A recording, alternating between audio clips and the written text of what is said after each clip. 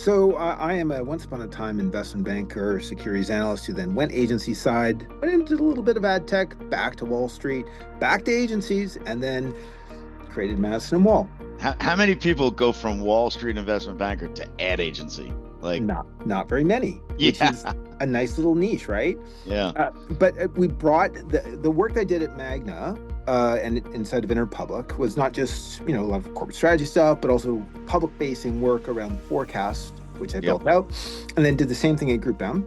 And a lot of the work is very similar. It's just very applying the basically same approach and philosophy to analyzing industries, but doing it from inside the industry or from outside the industry. Creating Madison and Wall was just an outlet for doing the work on an ongoing basis. And we've been building it up into something. We're now 5 people. We are growing further from here, but we have a syndicated research product, data product.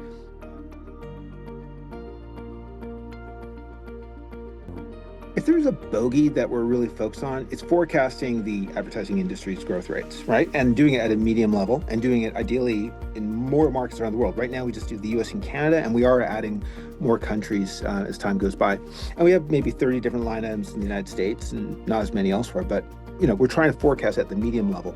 The hard work is not the forecasts. The hard work is the history.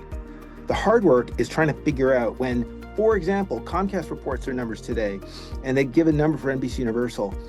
Is it really the right benchmark number? Well, what if they're including Universal ads? And they're actually booking revenue that they sold to, say, Fox. They sold, say, ads that ran on Fox. They're booking all of that as their own revenue. We need to not only understand the business and the product, but we need to understand the accounting choices, right? And then do that times like 100 companies. And you start to build a composite, and you start to understand what's really going on in the industry, the history. Once you understand history, you can better forecast the future. So we do it for the media owners, but we also do it for agencies. And we try to study marketers to the extent that it helps us understand both of the above.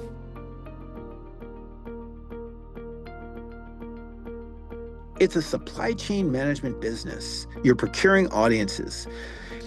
I think that when I think about what it is that you do, you are a core part of the operations of the business, of the flow of processes that are necessary to procure audiences. There's so many different directions that you can go from that vantage point, right? Certainly the innovative transaction is a great example of that, right? I think that so much of the rest of ad tech fits inside of that in terms of whether you build up the capacity yourselves or you invest in it directly or indirectly.